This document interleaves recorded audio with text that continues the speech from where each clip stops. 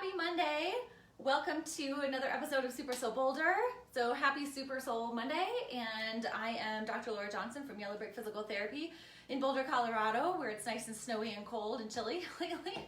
And welcome to SuperSoul Boulder, where we talk about everything mind, body, heart, health, and wellness. So not just the body, which I love, of course, not just the mind, which really plays into how we handle our bodies, how we handle our activities and movement and our lives, but also the heart and everything that goes into that. Hey, Dan. Especially the heart tonight. That's a big key to tonight's topic. Carlos, hi. Hey, thanks for being patient with me tonight. I don't think I could do a cartwheel. I probably could do a cartwheel in here. You really make me want to try. Maybe I'll practice for the next time. You're gonna inspire me to do that. All right. So speaking of things like cartwheels, I'm excited about tonight's topic, basically about blockages and what gets in the way of letting the things we need flow in life. As in, we need blood flow to our heart, to our muscles, to our brain. We need oxygen to all those places. We need electrical signal flow through the nerve pathways. A lot of people forget about that when it comes to the body. It's kind of I could geek out on that for a long time. So we need electrical flow to our through the nerve pathways to the muscles. We're not going to have full muscle function without that nerve function. Hey, Raleigh. And we also need, what other kinds of flow did I mention earlier? We need, mentally, right? So in the mind, the flow of thoughts. So sometimes we'll get caught in a thought. I didn't intend to rhyme there, but we might get caught in a thought. And so if we can allow ourselves to notice the thoughts without being so caught in them, we can more likely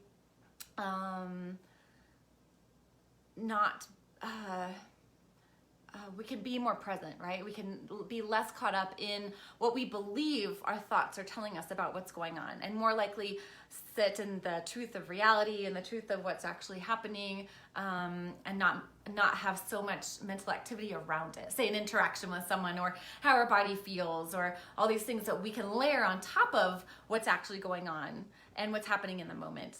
So, and then the flow of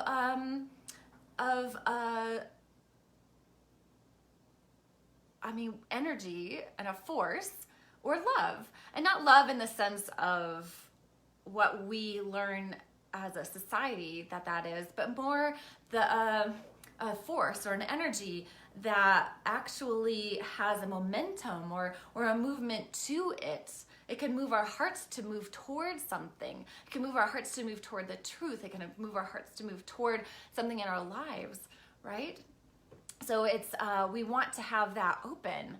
We want to have all these passages and avenues open in our bodies, in our minds, certainly in the heart, in order to live our lives to our fullest potential, right? And that doesn't have to be a big, grandiose thing. I was just talking to a friend running yesterday about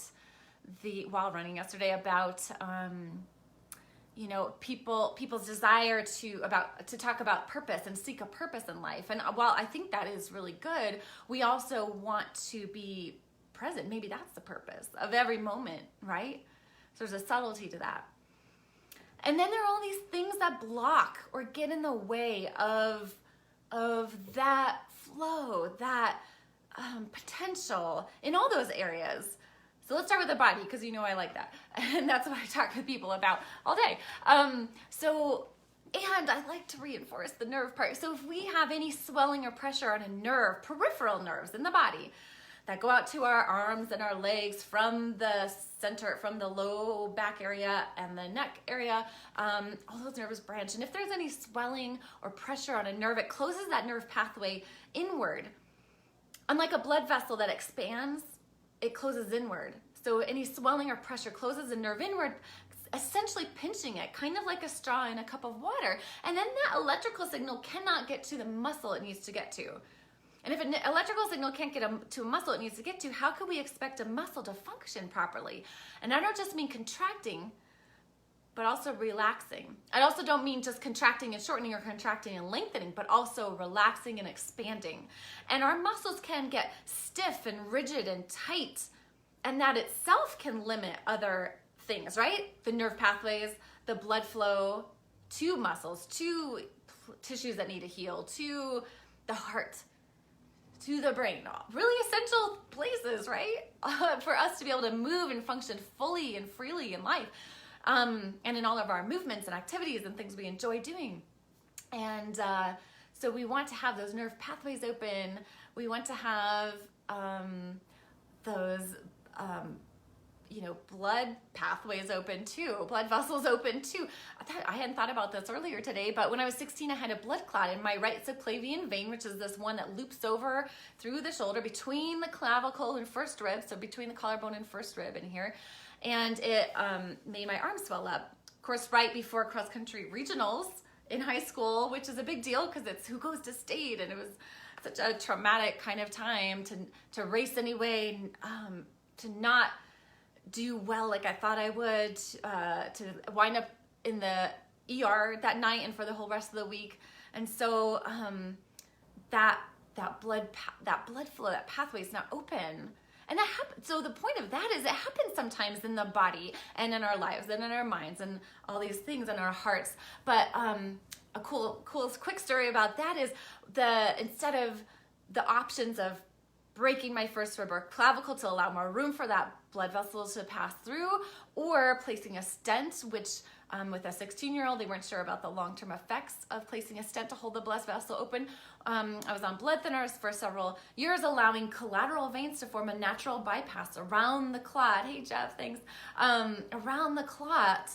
And isn't that incredible? This is why I was so fascinated with the body for so many years. One, because I loved athletics and the sports I played and movement and all that. And also a desire to understand how to improve and all that stuff. But really, like, the body's really fascinating.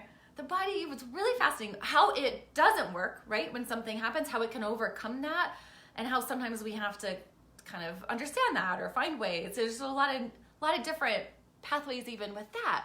And imagine the openness we have to trust in medical staff and to trust in life itself. So a lot of things can happen from any kind of traumatic experience. A lot of other people have had all sorts of different kinds of things that make us have to trust or question or whatever, and recover, right? Recover from an injury, recover from the medical scare. Loss. I had to quit playing soccer, which was my favorite sport at that time. Although soccer made me into a great runner, I will say. And because it was a contact sport, so it was really hard to lose some things. And looking back, I can see what I gained, which is that fascination, that interest in how the human body works in so many ways. So that's an example of a blood flow issue. And then I worked with cardiac patients for a long time in grad school. And, so arteries in the heart can get blocked through plaque that builds up because of people's diets over the years, or genetic potential for heart disease, of course. And so that can lead to lack of oxygen to, especially the apex of the heart shaped kind of like a, well, you guys know it, but if we think of it kind of like a diamond shape, the apex is down here at the bottom end where it's more pointy, but it can lead to lack of blood flow to that apex of the heart. And that heart tissue can actually die, can become necrotic and die. I think I've talked about this a little bit before when we talked about heart enlargement, but hence the need for that flow of blood, flow of oxygen, flow of nerve. Gosh, if we have the heart beats off of electrical signal. Isn't that fascinating? We have to have electrical signal for that sinus node to have the rhythm of the heartbeat. And when that gets off, then our EKG shows it. People have arrhythmias, perhaps need a pacemaker, or all kinds of other different kinds of arrhythmias there are high, increased heart rate or decreased heart rate. So all kinds of differences with electrical signaling to the heart. So we want to have all those pathways open. think about breath and the pathway of air and oxygen in and out of the body and how that fuels the body, right? We need oxygen to all the tissues. We need oxygen to the heart. We need oxygen to the brain. Those are good examples. We need oxygen to all the muscles. Oxygen is what fuels energy and ATP. It helps heal wounds. I mean, it's pretty amazing, really. We need it to breathe. It's life-giving. So we need oxygen to breathe. Not just to breathe, but to live, you know? Once we stop breathing, we're no longer living. Once the tissue doesn't have oxygen to it, it no longer is functioning.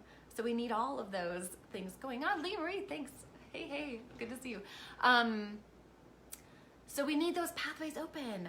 And it is, like I said, a normal, natural thing for a lot of blockages to happen. Even emotional blockages, right? We get wounded in life emotionally. I was just talking to a young patient this morning about this and kind of curious what impact did that have on her body and some of the injury issues, fatigue issues that she's been experiencing lately. And so emotionally we'll get wounded and hide ourselves, right? We make ourselves smaller sometimes. We protect our hearts and make our heart smaller, sometimes harder, sometimes less available or covered over, protected. Sometimes your heart can feel like it has a covering around it, or it's contained in something, or it's small or hard or hidden away. And it is possible to feel into your heart. So we talked a little about the heart as the physical muscle, right? And it needs blood flow and oxygen and electrical signaling and everything to function well and to fuel the rest of our body, also to pump that blood and circulate around our body. But the non-physical aspect of the heart here in your chest can be felt as well and observed. And it's so cool because it is an organ of perception. So I know those of you who've listened to me, like we talk about the subtlety and slowing down and having more stillness. That is the way to access what your heart is feeling and what it's saying. And you can even check it out right now. Like, is there a sensation in your chest? You know, you may feel the beating of your heart, but you may feel something else, some different qualities. Or it may take some time to check that out, to sit with that, to see what's there. And I'll tell you, it's really fascinating to get more and more in tune with this. Let's talk about some other blockages that might come up, like I don't have time for that. That's not important. Listening to my heart takes too much time, or I can't slow down, or all those things that come into our minds, or I can't be sweet and soft because the world doesn't support that, and people actually might put that down, or they did when you were a child. All of these things happen to all of us and really block us down, make us smaller, maybe put us into a block. Maybe keep us from ourselves, keep us from others, keep us from growing, keep us from being the person that you can and are meant to be. So when we open that up, even a little bit, even if we just let the smallest window of light into a closed heart or a closed,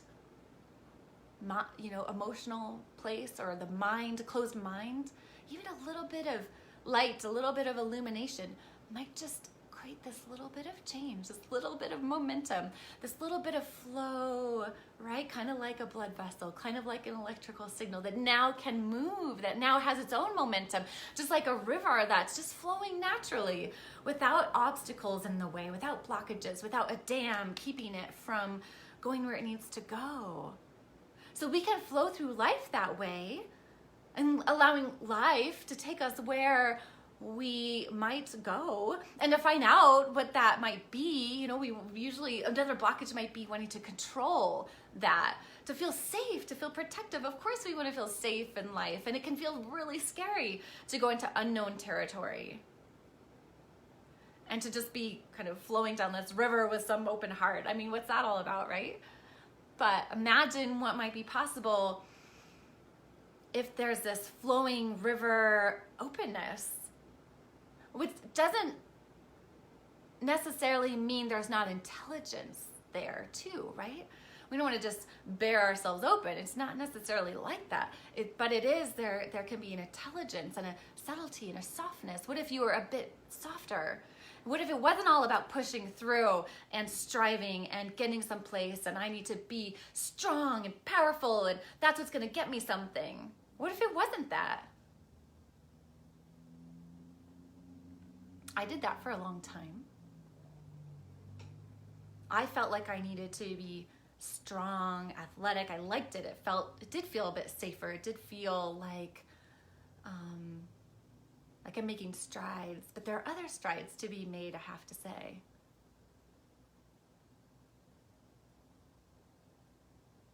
Sometimes I like to talk about that our movement on the earth, I guess, as the physical plane, and the physical plane is the horizontal direction, horizontal motion. There's also a vertical path where we go deeper, we go inward, we become more subtle, more still, more quiet, go with the flow of that. Allow those experiences to affect us and to change us. Explore that territory within yourself.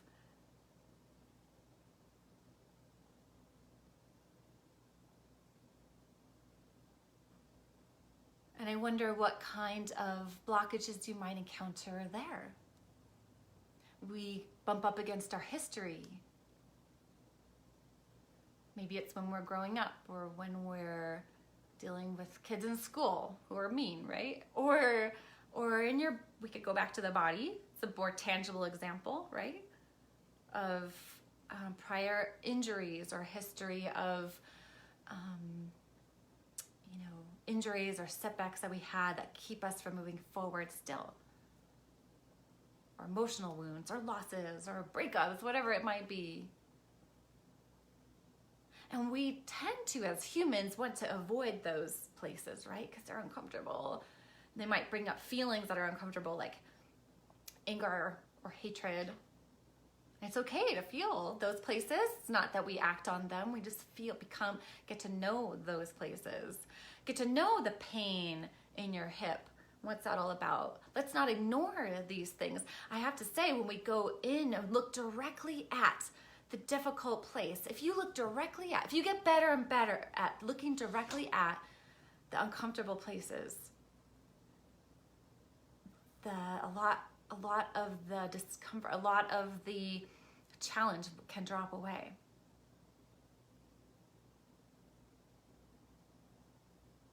Oh, I can see part of Dan's, that's interesting.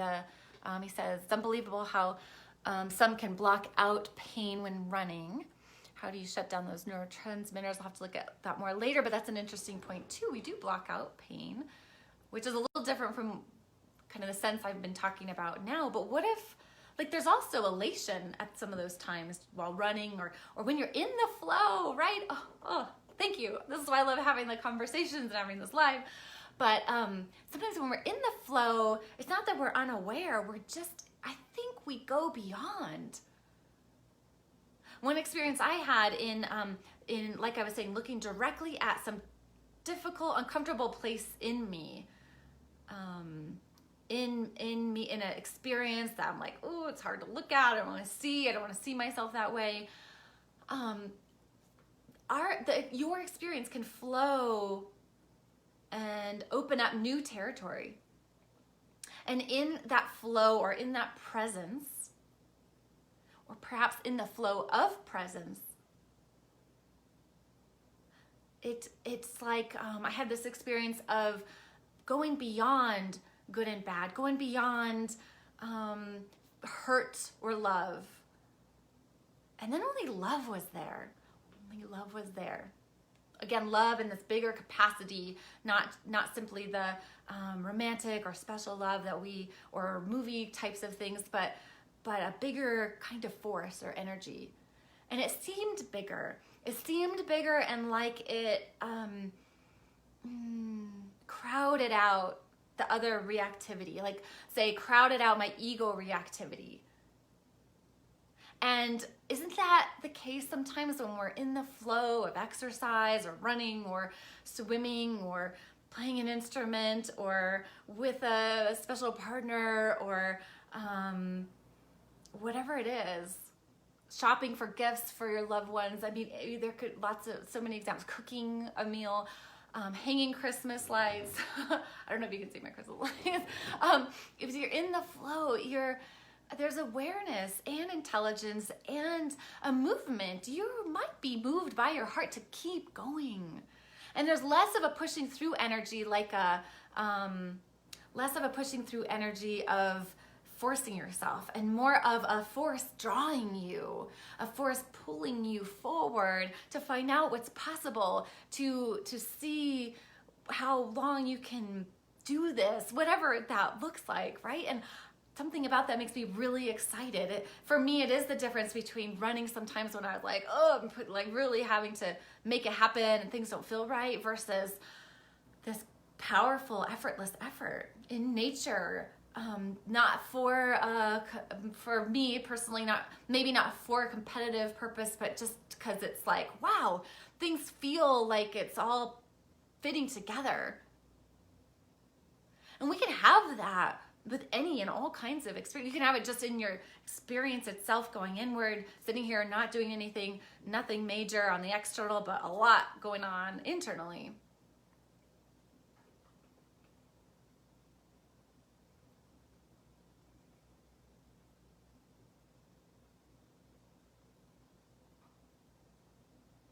Raleigh, I'm reading this. Perhaps the acceptance of the pain or situation could redirect the flow of our force of energy. I love that.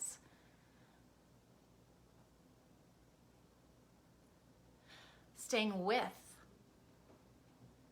Accepting rather than rejecting. It can be really hard to do that. In my experience, it can be hard to not reject our experience, and much easier to ignore or distract. We have a lot of mechanisms in our ego structure, in our mental, the habitual nature to do that. And we're supported by our culture in most ways to do that. But yes, accepting a pain, whether it be a physical pain or situation, it may, I like that. That's interesting. That may direct the flow of that force of energy. Staying with it. There's acceptance of yourself and your experience that opens things up. We may even say that becomes a lovingness toward yourself, perhaps a sweetness toward yourself that will allow for your own ability to be with discomfort, to be with pain in life, physically. Not to say that physical pain, the point of that is, I just think of all patients, I wouldn't want you to ignore that, but this is the point. We accept and see that there is that, which is a signal to do something rather than ignore or distract ourselves, right? From physical pain. I see a lot of people do that, struggle with that. And it blocks us from actually taking, like we talked about last week, steps forward toward growth, toward change, toward our best selves. But when we accept and stay with what's here, whatever it is,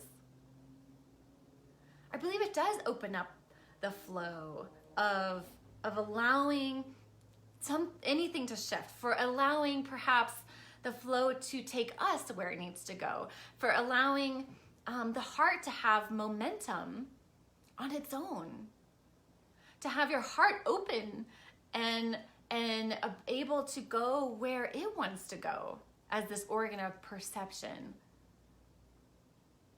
As we listen or feel what it's telling us and able to move.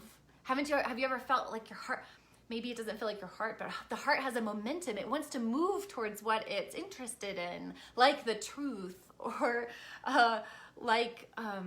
sometimes for a lot, on the surface, on that horizontal plane towards a person or towards an endeavor. So our heart might be pulling us towards that, pulling us towards our life path. And there are a lot of turbulence happens when we resist that. So I mentioned rejection as an opposition to acceptance, but I would say it's also resistance. We'll resist these things, where our life is taking us, where our heart wants to take us. We'll resist for all sorts of mental reasons or otherwise. I would say usually the mind. Dan says accepting the sufferfest prior to the pain and endure it. You love every second. That's why ultra runners are always doing that, I suppose. That's the rest of what you said. Yeah, there's some, right, isn't it? It seems like suffering, but there's something that's not suffering in it, right? There's something, probably an aliveness, or your heart is drawn towards it. What is it? What is it that draws you to what can seem like a suffer fest, right? There's something you're getting from it. And what pulls you towards it? And is there anything that ever blocks that, or gets in the way of a flow towards that, or your natural flow during running, right? If we talk about the body a bit for a moment, like the repetition of running can create nerve swelling, nerve pinching, muscle stiffness, or repetitive muscle neuromuscular dysfunction. So those things can happen. So simply we just need to know what to keep doing to manage and balance that repetition. And listen to your body as to what it's needing and asking for. Much like we were talking about with the heart. Like if we can listen to that as an organ of perception, we can also listen to the body really well, not just as surface, also as like hearing, listening, but listening and responding like you would to a child that you care about.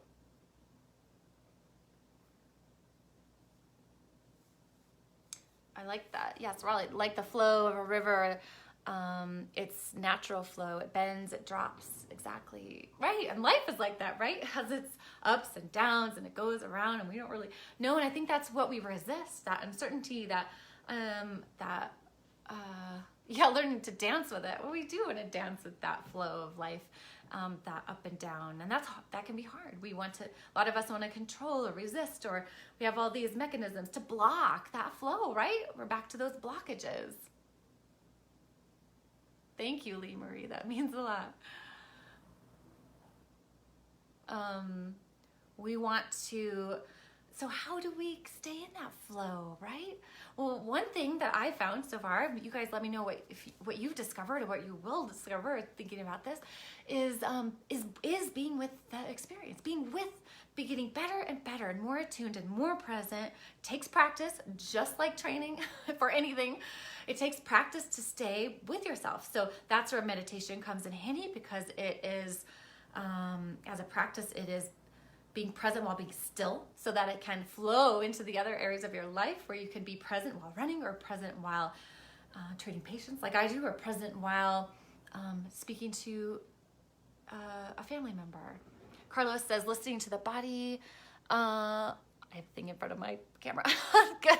Injuries usually cry before they scream. That's such a good point. When they scream, it's always too late. Exactly. So if we listen to it when it's a subtler signal or sign, it's far more easier.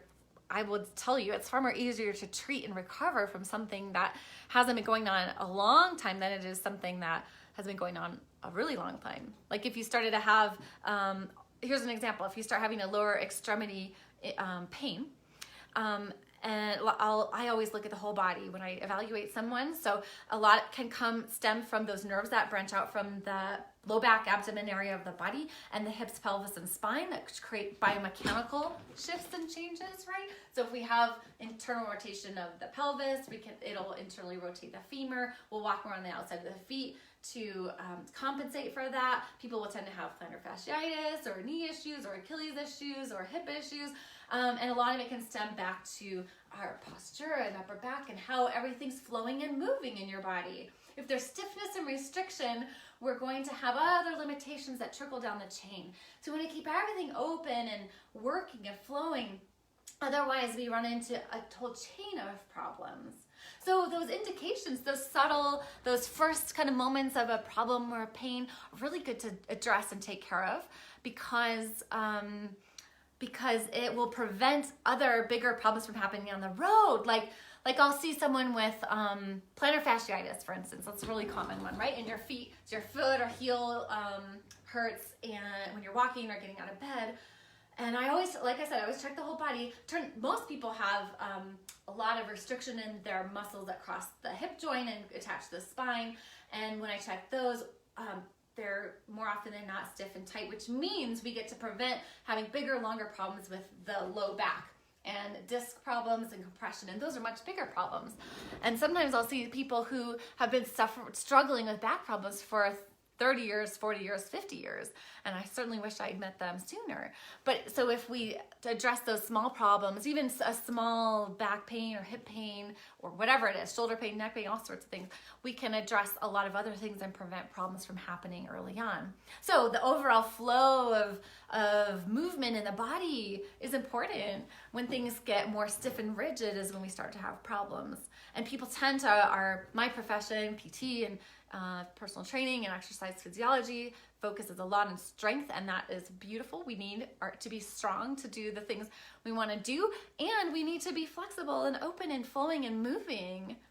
So if we're trying to treat a movement flow problem with a strength and like rigid solution, it's not always it will only get so far. So I'll put it that way.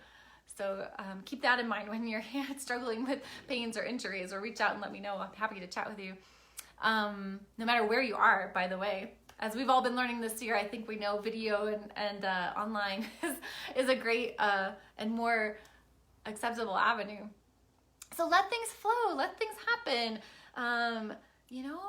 Let things into your life and give and receive. That's part of flowing too, right? Give, receive your light, your energy, your love. Feel your own. Allow those areas, your abilities to present themselves, your capacities, your blockages. Be open to those too. So open all those pathways. And the way, I guess I was talking about the way, how do we do that? We notice what's in the way. We simply become more and more aware. And in the awareness, even in staying with where you may feel like you're suffering, things shift. You find out more. Be curious. Continue to discover what is really there. Look for the truth of the situation. Look for the truth. Be interested in the truth. Love the truth. And I don't mean the news and all that stuff, just the reality, the truth itself. It's pretty incredible thing to love. Yeah. So my invitation to you is to keep commenting, or if you have thoughts, bring them up. I love the discussion. And be aware of what's blocking you in your life, in your body, in your mind, in your heart. Especially as we step into the holiday season, and this year has been such a whirlwind for most everyone, I'm sure, in many different ways.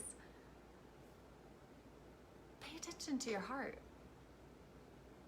Feel, sense in to your chest. Feel your feet on the ground and see what's there. Maybe there's nothing that you feel. That's what you want to feel for. Whatever's there, be open to it. Let that flow. Let it direct you. Let yourself be interested and curious, and allow it to move you. I'm a big fan of movement, and it's pretty amazing when you feel your heart move you. You can also feel love move. You can feel love move you. I felt love move me, again in that bigger sense of it, and my heart moved toward it to meet and be met. And in that place, there's a sturdiness, like a quiet, calm sturdiness, where things do feel open and able to, be in that river. Granted, again, all these things take practice, just like running, training, or anything else. And it's okay that they're not always there all the time. But start to notice those amazing experiences, or not amazing experiences. Just notice your experience. and notice what blocks it.